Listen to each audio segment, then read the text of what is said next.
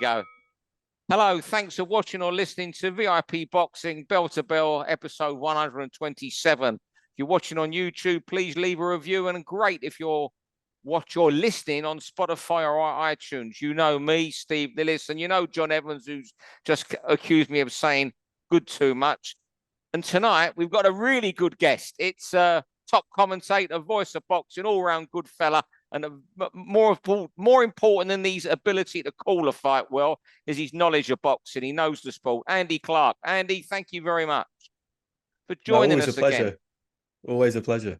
So tell us, Andy, what have you got coming up in the diary? Where are we going to hear your dulcet tones? I heard you on Talk Sport the other night, and all that was really good. A lot better than what Talk Sport is for a lot of stuff. Football, boxing, it's all yell, yell, yell, shout, shout, shout. It was excellent. But what else you got coming up?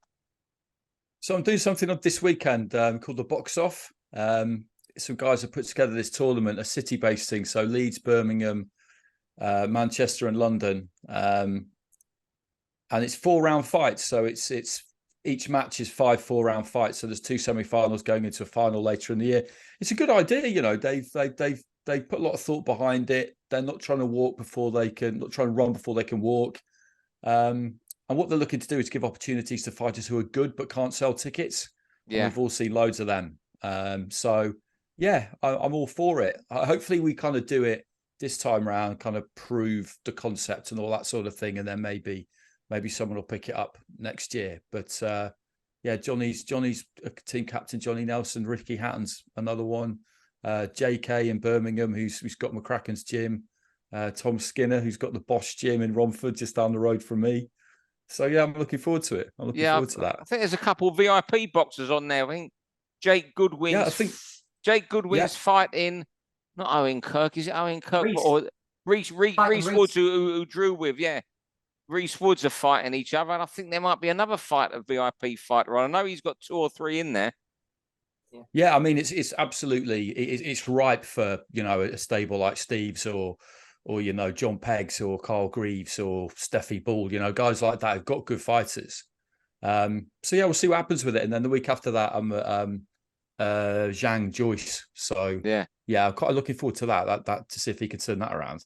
My little dark horse in that to look really good in that tournament is Daryl Tapfuma. Yeah, he's always in the away corner. He loses a lot, but Daryl's good. He's a good fighter, mate. If Daryl goes in the home corner, he might turn a couple over. Yeah. Oh yeah, I saw him at Martin Bowers has been doing these shows at the Peacock, and I've not been able to Saturday kind of afternoon shows, 5 fights in the old gym because the pros have moved out to Epping. I've not been to as many as I wanted to, but I went to the second one and he was on that and he won. That's the one. It was his first win. Yeah. Yeah, he was good. Yeah, I've not really seen him much, but he was in with this lad who kind of obviously sold a few tickets, but in the first round you could see that when he threw his right hand, he kind of pulled out quite high, and you could see that he'd seen it, and you knew what was coming in the next round, and he just took him out.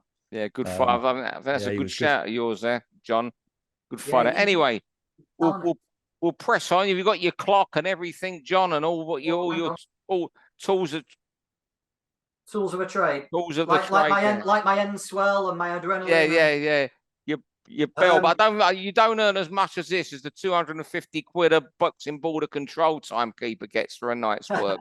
250 quid to ring a bell. Here, you just have listen to me talk nonsense. At least you can listen to Andy. But have you got your bell ready, John? All ready to go. Well, you start us, John, and everyone avoiding Shakur, the latest the other day, to avoid him. Yeah, the latest person to avoid Shakur is Frank Martin, and when the Frank Martin Stevenson fight got announced for a WBC title, it was one of those that came out of nowhere, and I was pleasantly surprised because I didn't think Martin would ever take that.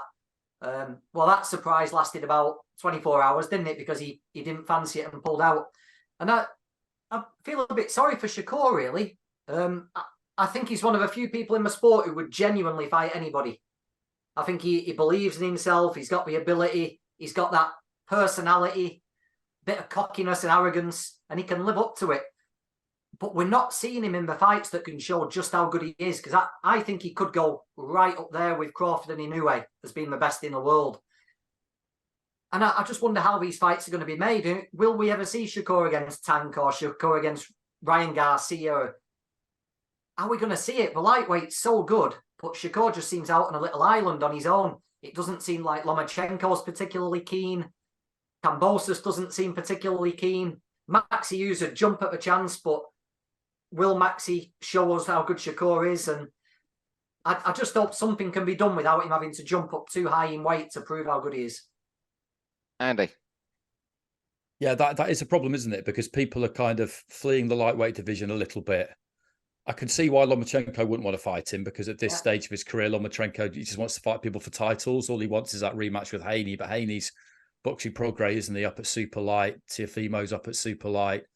Gervonta Davis is the fight, isn't it? But whether you can get that made or not is another matter. But he does seem to have arrived in that division, which was the place to be at exactly the wrong time. And I think it's partly that, and partly the fact that it's turned out to be exactly the wrong time because he's arrived and the others, have decided that there are some better options. So, yeah, I know, I see what you mean. There's not that many people who are going to be queuing up to fight him. There's not all that much in it for you, really, is there?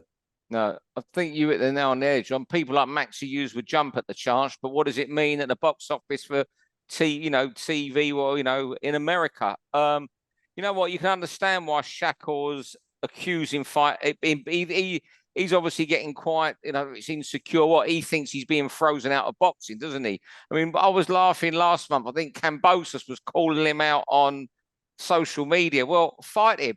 Why don't Kambosos just say, I'd love to fight you, but I want to get this IBF title fight again, which I'm going to get. He's got his world title fight guaranteed. So why call him out? And when you've got no intention of having it because you've got an IBF. It's just what the game is. But you know what? I'm going to be a bit more positive and hope that I believe the fight with Davis might take place. What will take place. I'm going to be a bit braver than you two and go for it. That'd be great. Year. I hope so. Well, Kambosos didn't want to fight him when Shakur put it on his toes face to face, did he? Kambosos couldn't have wanted anything less than that. So it's just funny.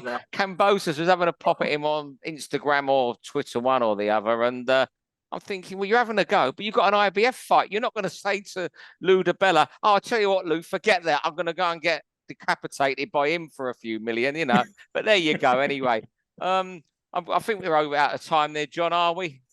Yeah, carry on. Yeah, round two. I'll tell you what, Benn Eubank, I've been dithering with this since I'm sure it's going to happen now somewhere. Someone will put this on in December, whether it's here or not, I don't know. I mean, in an ideal world, I don't think it should be going on until everything's cleared up with Ben, with the board and everything. But I was thinking about the weekend. It's a fight you're still going to watch, even though your question marks over it. It is now. How big is this fight now? It's British boxing to take place, even if it's got a cloud over it or not. I still think it would do ridiculous figures pay-per-view. Even maybe touch the million mark in this country. Yeah, go on, Andy. Yeah, I agree. I mean, I think we're probably all on the same page when it comes to the situation with Ben being deeply unsatisfactory and how it's been deeply unsatisfactory all the way through. I'm not going to pretend to know what's going to happen next. I know what has happened with the board and DNADP and all that kind of stuff, but I don't know what the next step is. Let's just assume that, as you say, somebody puts it on and it does happen somewhere. Yeah, I think it's huge. I think it's huge. I think it's bigger than it was the first time around because of all the publicity. Without doubt, it's bigger now than it was before. What interests me about it is that the dynamic will just flip completely, won't it? Because the first time Ben was, the good guy, the wholesome star on the rise. Eubank was Eubank. Whereas now, Ben's the bad guy, and Eubank, off the back of his, sensational kind of turning around of the situation against Liam Smith, I just wonder whether Eubank now can't, as some fighters can towards the end of their career, go from being unpopular to being embraced a bit more. Because, like he says, he doesn't cheat, he doesn't do this, he doesn't do that, he doesn't get pictured falling out of clubs. He's a professional, he's dedicated. But he's still the bad guy. Figure that out, as he said before the last fight. So Eubank for people's champion is what I'm saying. That's I think he is becoming a people's champion. I think, he lives the life. I think I've said it here before.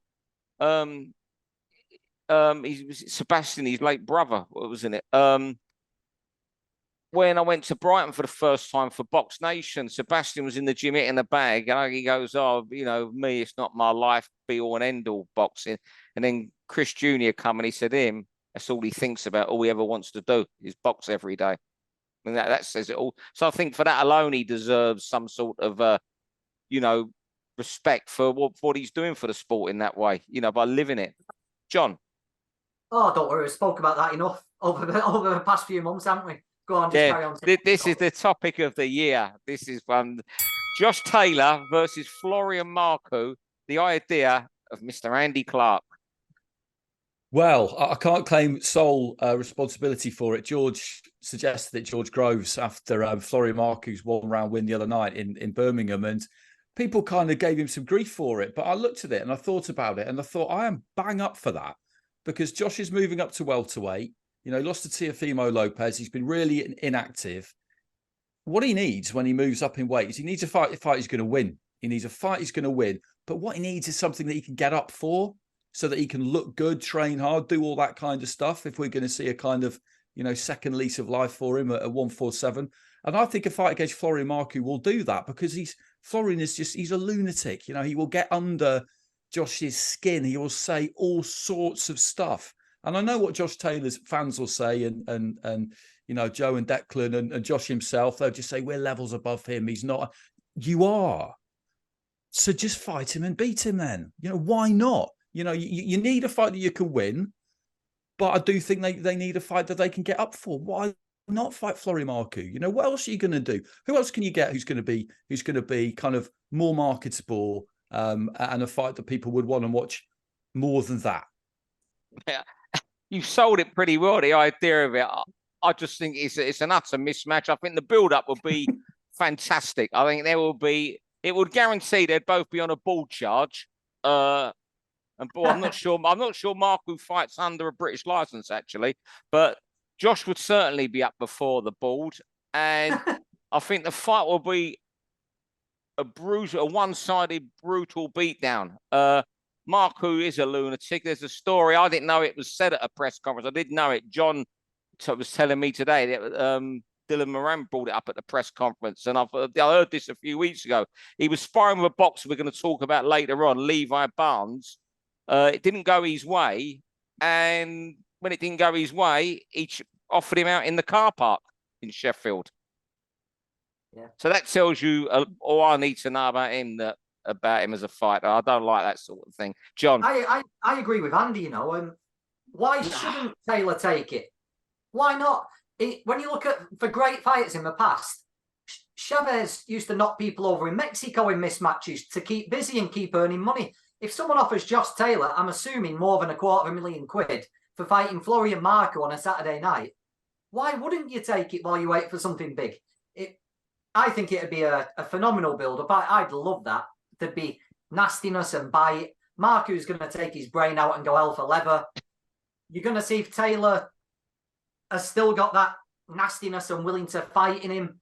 If he does, he's going to look spectacular, and it builds up a fight at welterweight. Yeah, let's have Marku and Taylor. I'll tell you what, Taylor has still got the nastiness. Man, he would have the nastiness taking us three on one at a time. Oh, he's a nasty, nasty man. I don't mean that in a bad way. He would fight anybody. And he would love it. Once he actually signed the contract and he came face-to-face with Marku, I think Taylor would get his teeth right into that.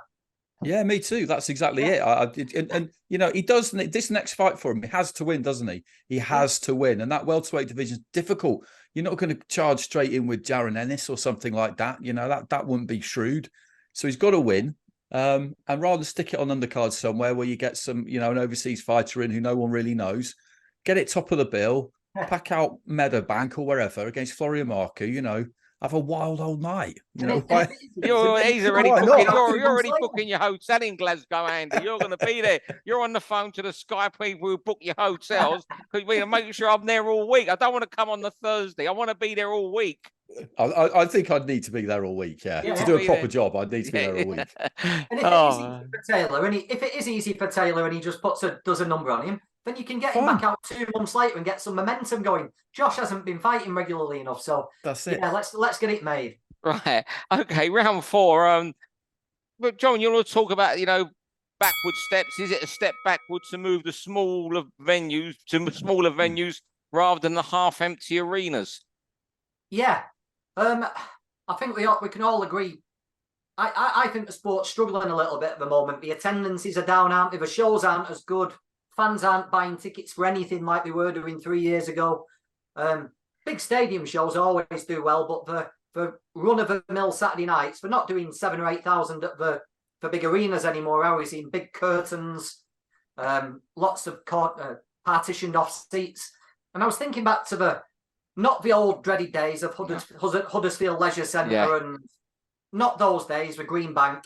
The days when we had Paul Ingle in Hull, where it was a real raucous atmosphere of 3,500 people packed into a little venue.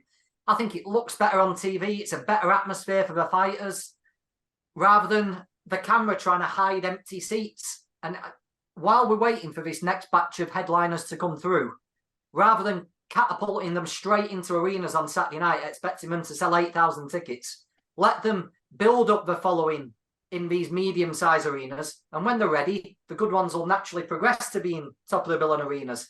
But I just wonder, is it a backward step? Is it what boxing needs? No, I don't think it's a backward step at all. I think it's what you should do, because if you look at the fighters that I'm covering on Sky, they are looking to take Callum Simpson to Barnsley, Bilham Smith's done Bournemouth, Whittaker. I know there are plans for Wolverhampton. That kind of stuff. It's pack out a small arena. Caroline Dubois at York Hall, Azim at York Hall. It looks better on TV, and I think it just makes everything seem a bit bigger. It gives it a bit more momentum. Weirdly, I think the argument against it has been that, if you put it in an arena, it seems bigger.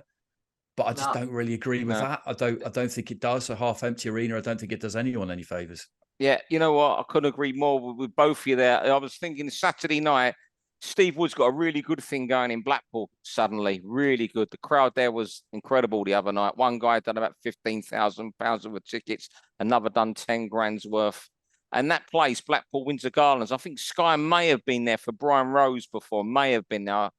That place is the best venue for boxing in Britain that I've been to. When you got, obviously Steve has all the downstairs, which holds a couple thousand, but you got the balcony above it. I can't believe that for one of these shows that Sky, Wasserman or Frank Warren haven't been to that venue for something. It's absolutely amazing, the best venue.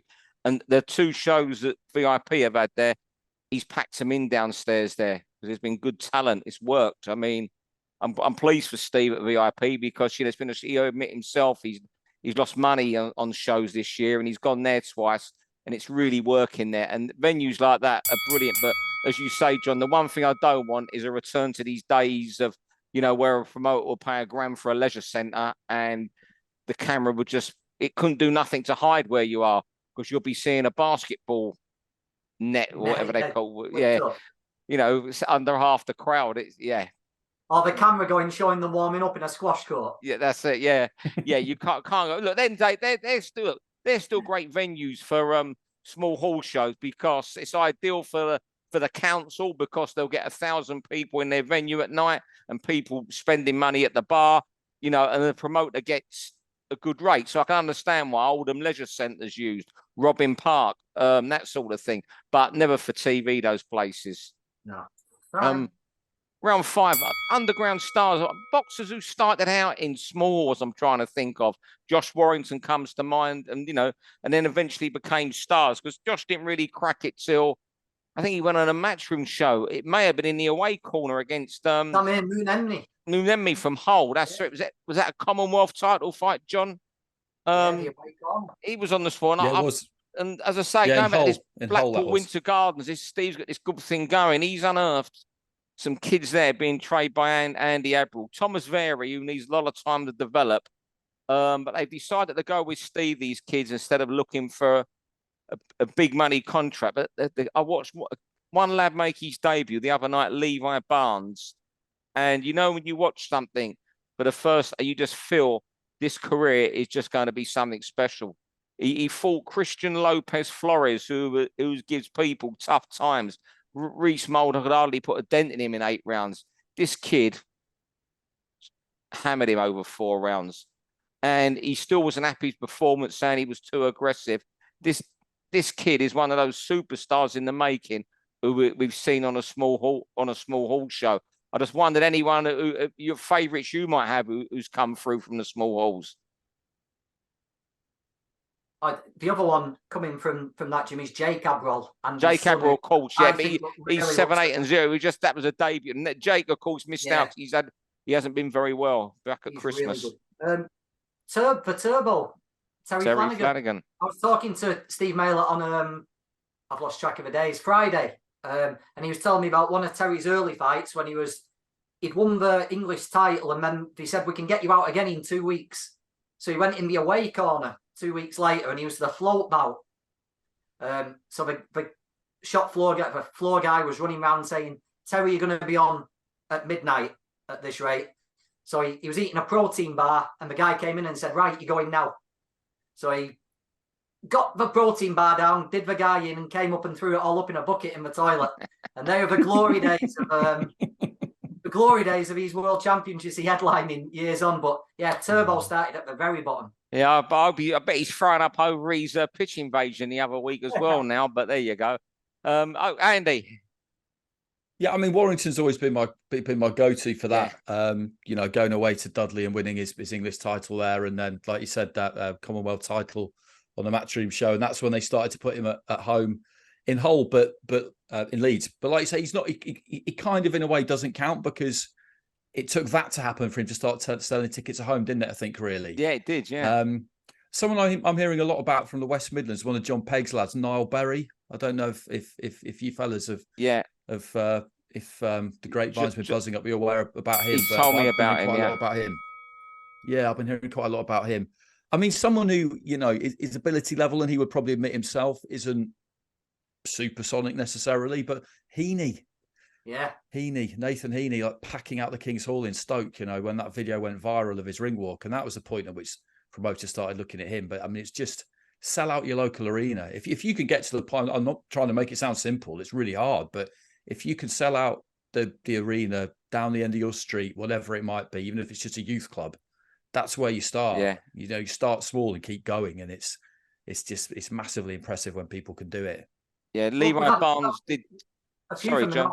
We had Little Levers meet Cleaver Cullen starting off at the Bolton Arena. We had Zelfa wearing his Wu-Tang Clan shorts, walking out at Middleton Arena in front of all his mates. Linden came on just after him.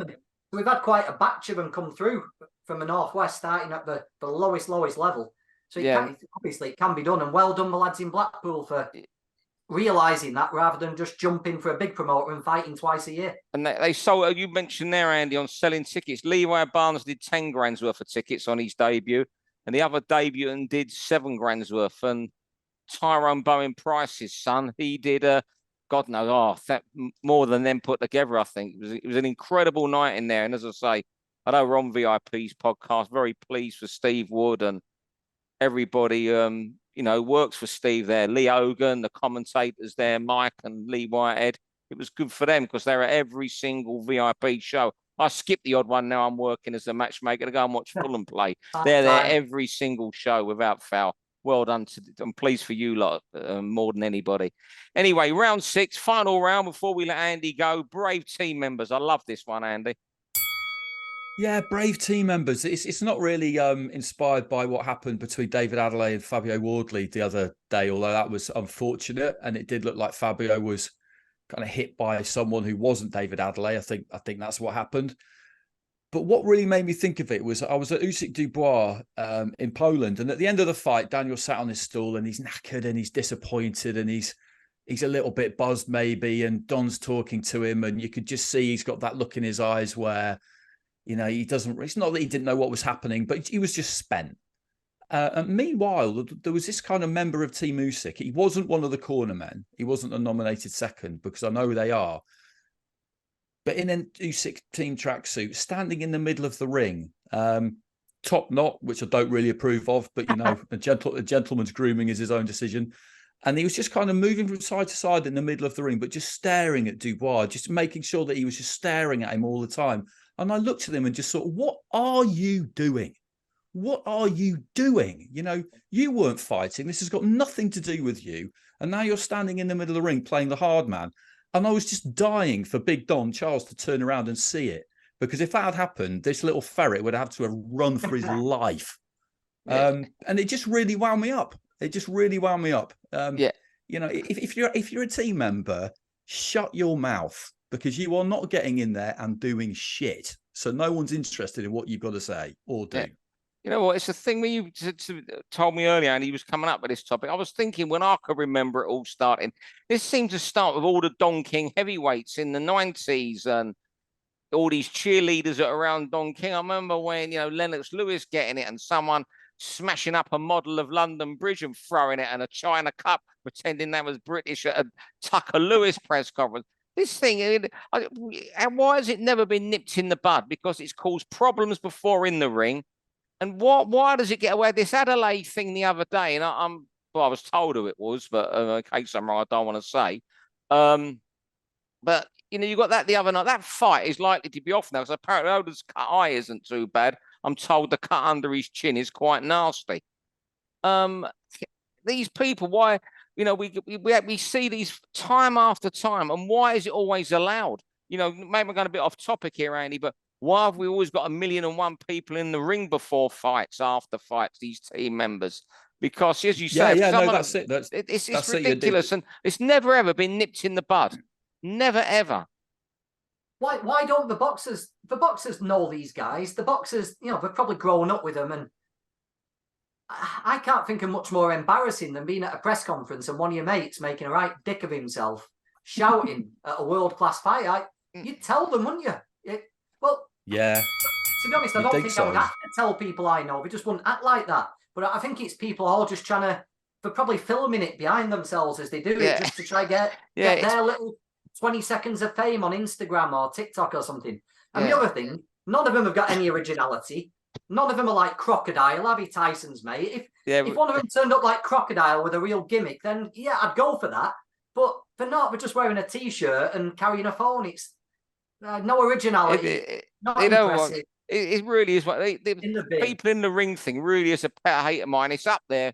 I've got a lot of pet hates with boxing, but I must do my running order for the pod next week. But it's up there when I see managers at a press conference of a boxer who have been a manager for 5 minutes. Well, you shouldn't be saying you've been a manager for 50 years, telling an opponent you're getting knocked spark out. That's my pet hate, I think, in boxing. And these people in the ring is up there with that. But that really annoys me as well. I'm going off topic there.